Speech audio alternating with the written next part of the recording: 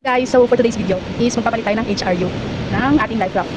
So, first time kong gagawin to, kasama ko si third officer, inaaral ko yung gawa niya. So, ngayon, explore natin paano gawin yung pagpapalit ng HRU o Hydrostatic Release Unit. So, sir, ano yung unang gagawin natin? So, para sureball tayo, yung gagawin natin dito sa pagpapalit ng HRU, picturean natin yung ano yung posisyon yan. Kahit na alam mo na kung paano ilagay, mas maganda na meron kang pictures. Yes. Para hindi tayo maligaw. Then, ito, dalawang HRU siya. Unahin natin itong medyo Nasa baba. Ito. Baba. Then, ang sabi dito, sa kanyang ano ay, ayan, mark mount and year of expiry on the date label 2 years ahead unless otherwise stated on the product. So, wala naman yung state dito sa product na to.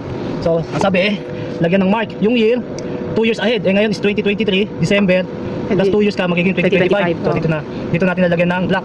Gaya nito, kaya tingnan mo yung dito sa gilid kung saan nilagyan ng black yung year. Ito ay month. Nandito sa kabila yung year. Ayun, 2024. So, dito natin lalagyan sa 2025. Yun, 25 dito sa may yellow na yun. Lagyan natin ng black. So, siyempre ilalagay natin, tanggalin ko muna yung aking guantes para makasulat ako ng maayos. Sabi is paint marker. paint marker or permanent marker lang pwede mong ilagay. So, ito bago gaya ng ano. So, ito tisado, luwagan natin to para ma-release natin, matanggal natin tong yung bolt na to, tong ano, shackle. Namin yung locking nito. Naka-lock naman yung life raft and make sure na naka-lock din to. Naka-pin. So okay. first, ito yung pin.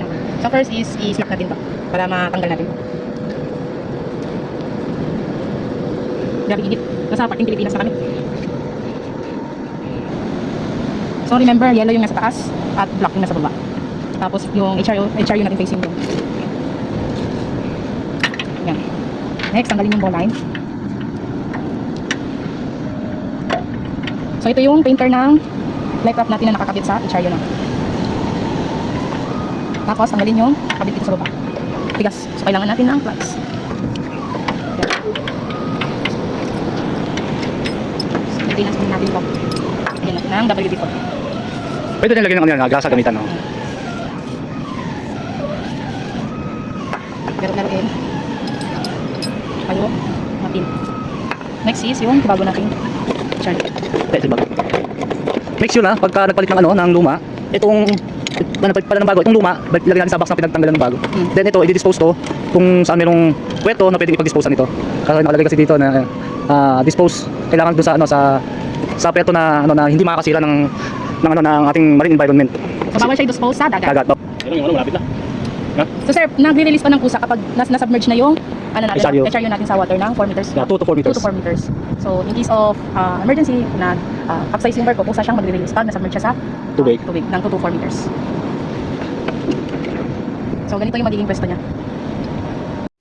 So kailangan ng patulong dito para makatak yung kable. Yan, yun yung pwesto niya. Tapos yung isa,